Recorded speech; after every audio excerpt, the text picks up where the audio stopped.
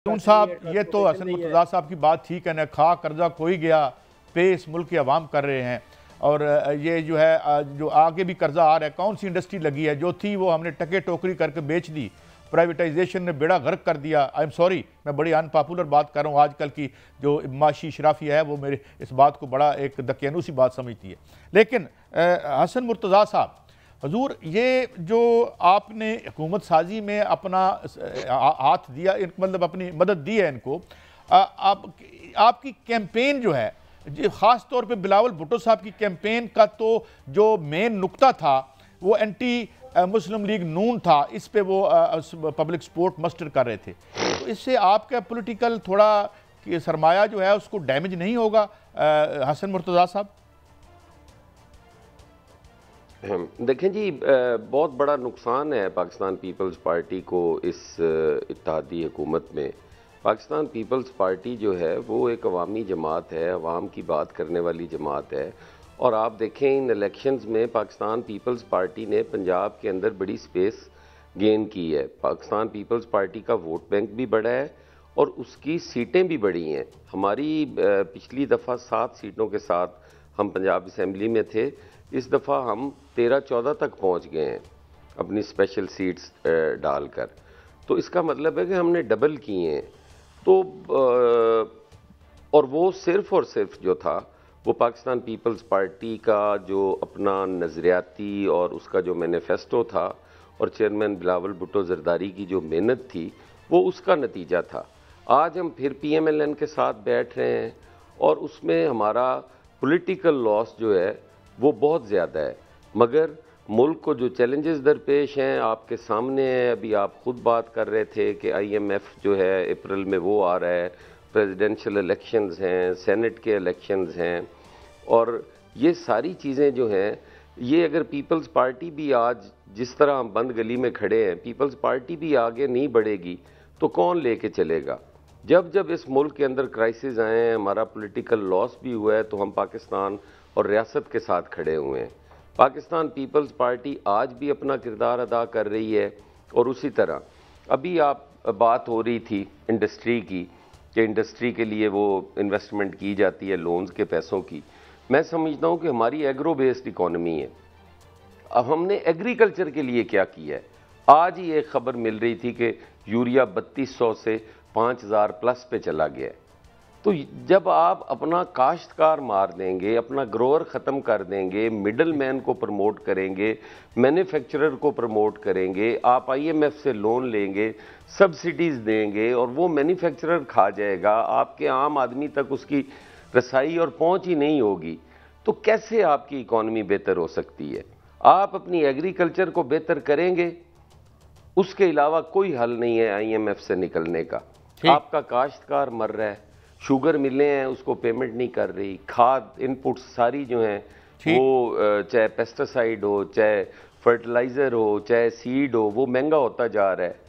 आप अपने ग्रोअर का सोचें। आप हम पता नहीं किस दुनिया में रह रहे हैं। कहते हैं कि हम तो अजीब नॉन इश्यूज़ पे सियासत घूम रही है, यही है। लेकिन मैं अज़हर सिद्दीक़ साहब आपकी तरफ आता हूँ और मैं ये आपसे रिक्वेस्ट करूँगा, ये फरमाएँ कि ये जो एक तो आज कमिश्नर साहब ने अपना बयान बदल लिया, आपने देखा, और ये कि ये जो आपको क्या लगता है, ये आपके ये PTI जो जिन सीटों की आप बात कर रहे हैं वो वापस आती नज़र आ रही हैं आपको, या मामलात को आगे बढ़ाया जाए और इस आगे अभी अभी अभी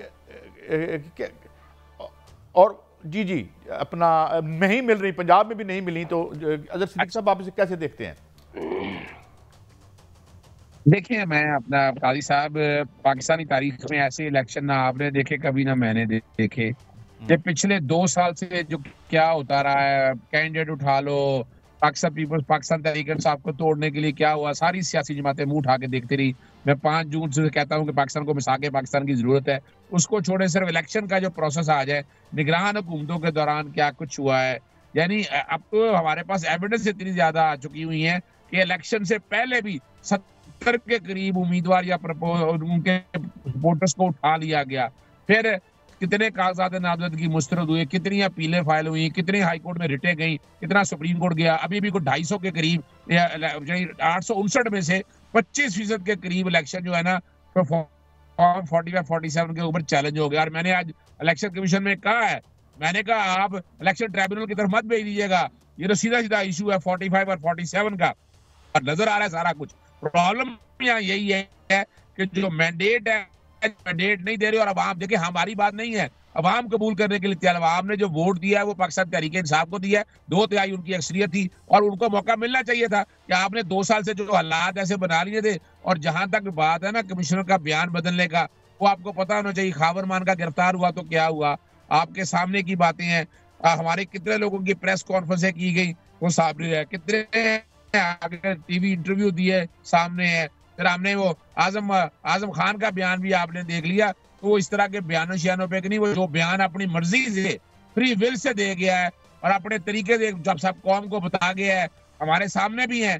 अब तो इतने सबूत आ चुके हैं, आपने वो देख लिया कि वो कागजात नाम जो बैलेट पेपर है बाहर छपा कर, लोग कहते हैं कि वो हो नहीं जा, वो भाई वो बैलेट पेपर वहां से अंदर से निकल के आया ना, इलेक्शन कमीशन से आके बाहर छप रहे हैं, और वो कौन निकाल के लाया, ये निकाल के ला के आपकी बात को आगे बढ़ाता हूँ अदर सिद्दीक साहब, मैं आपकी बात को आगे बढ़ाता हूँ। जंगीर जदूद साहब, ये जिस तरह अभी हसन मुर्तज़ा भाई ने भी कहा कि यार ये कंट्रोवर्शियल रहा ये इलेक्शन, और ये जो आपने बात सुनी, अब आप क्या सजेस्ट करते हैं कि एक तरफ हम अब कैसे आगे बढ़ें, हाउ टू गो ऑन, ये जो माशी चैलेंजेस हैं, सियासत भी हमारी इस तरह, तो कैसे देखते हैं जदूद साहब आप?